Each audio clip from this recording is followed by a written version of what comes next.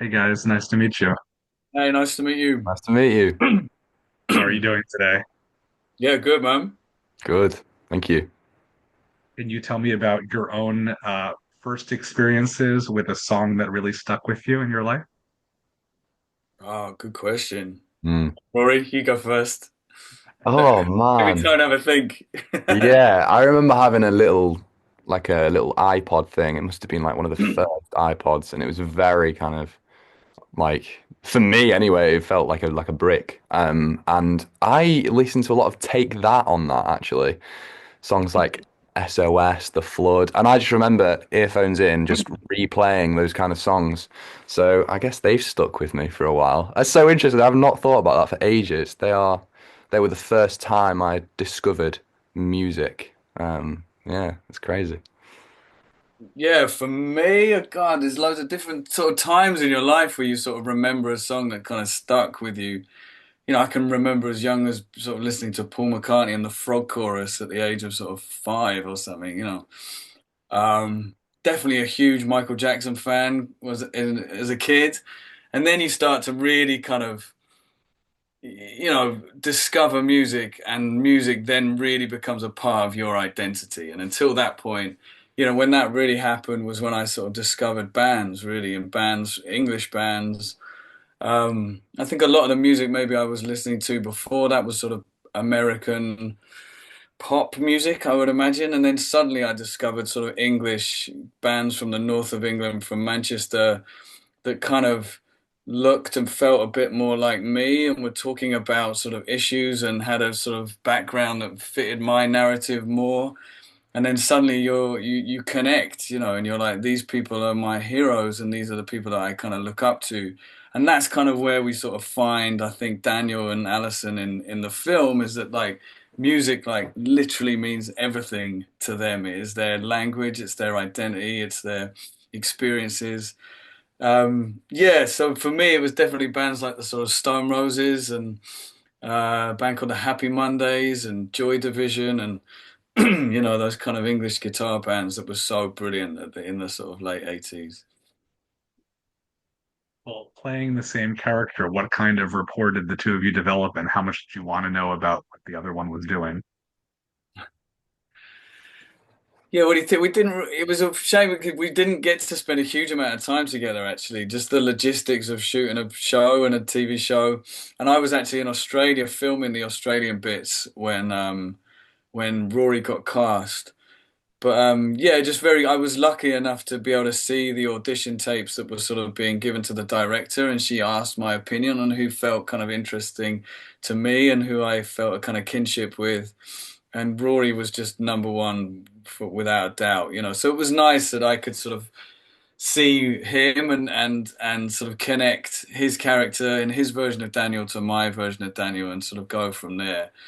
We did manage to hang out a bit when we were filming, and we did share one scene together where we're in the record shop, and I sort of look over at some records and see a younger version of myself. So we did even share some screen time, didn't we? So that Hmm. was good. Yeah, But yeah, we were sort of, we were sort of telling two completely different worlds, really. yeah. I guess I was halfway. I was kind of already halfway there. Because obviously Jim had kind of seen who he'd potentially see himself in and stuff like that. So for me, it was kind of already halfway there, and then I got to see Jim film literally one scene, and I thought, okay, we kind of act the same anyway, so it was quite natural. I didn't feel like I need to do a whole bunch of following him around and stuff. So yeah, it was nice. Do you think that there's a particular audience for this show? People who really love music or like romance, or just supposed to be sort of a broad appeal to anybody who likes any kind of story?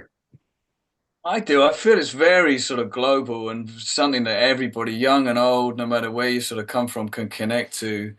Everybody's experience, well, not every, but the idea of sort of your first love and how connected you feel to that person. And most teenagers, like we talked about, music is a huge sort of driving force for your life in that time. So you're sharing ideas and you're sharing music and you're getting excited about the same bands. And then I think the older generation can look at that in a nostalgic way too, a time before technology kind of took over our lives, and and also, the show so brilliantly sort of shows these two loved up teenagers in their later years, who are not together anymore and have led completely separate lives and have both got married and both had kids. And you can really sort of connect to the realness of that, to that, life really, and that forever question of what happened to that other person and what happened to that person that I once was madly, madly in love with, and through technology dare to kind of reach out to, and how that just unfurls all these memories, and how music plays a huge part and a visceral part in kind of getting into your memory banks, and getting into your past and unearthing all these sort of feelings again, is deeply romantic, I think, and the film's quite sort of tragic as well, so you've got the sort of two things at play at the same time. I know that South by Southwest is long known for its music history. How does it feel to be premiering this there? Really good. It's We good. were It's just talking great. about that, weren't we? Yeah, it's good that it's had a risk because it is quite, it's based heavily on music in the show. So it must be doing something if they think that it's worthy of a premiere there.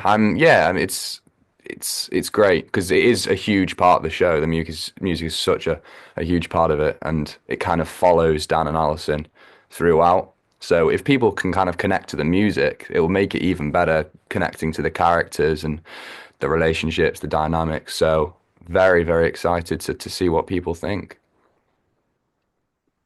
Yeah, And we it's didn't even just know that South by Southwest did TV shows. I had no Oh. idea that they played TV shows there. So I'm really excited that people can see it on a big screen too. Like, watch it like a kind of movie and see a couple of episodes. That's really exciting. It feels like a really good home for the show, I think, definitely. well, it's only the first two episodes. What can audiences who are enticed expect from the remaining is it four episodes total, right? There's four in total, yeah, What yeah. can we Yeah. expect from episodes three and four without it giving anything away? Yeah, Lucy, the director, always sort of said, the first two episodes really belong to the young teenage, the teenage young love, and sort of, and then it sort of drifts more into the sort of adult versions, and how they, if they connect, if they don't connect, what happens if they actually dare to sort of meet up with each other, and so the story sort of takes on that turn. All the while, they're learning more and more about what happened in the past. So, you really, the sort of teenage years are so sort of important to informing what's going on in the sort of later part of their life. So they're learning about what happened to each other as the show sort of goes on, and some of it is heartbreaking and kind of tragic. What happens to one of them and why they didn't really end up getting a full chance to sort of have a shot at being a proper relationship. Well, here in the US, we often like to renew our shows and keep them going for a long time, whereas, overseas things are a little bit shorter sometimes. Is this a complete story, or is it possible that there's more to it beyond that? Mm. Ah, good question. Yeah, I mean, I always said that like it's tricky because it's based off a book, and I feel like it had an ending which is somewhat interesting, and I think it kind of comes down to what people think. I think a lot of people will say that it needs to stand alone, but if there's any more story, I think there is more to explore in that world. So let's see what gets written. You know what I mean? Yeah, see what they can come up with. But yeah, I kind of like it as a one thing. What about you, Jim?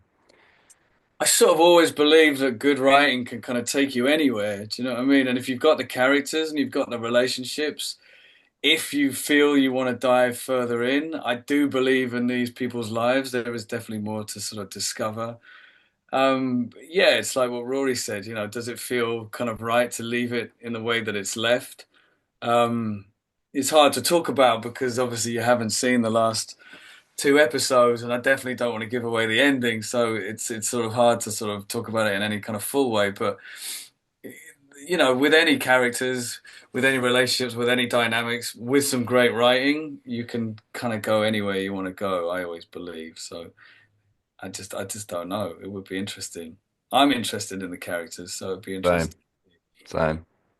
Awesome. Well, thank you both so much for your time and best of luck with the show. Thank you, Thank man. you.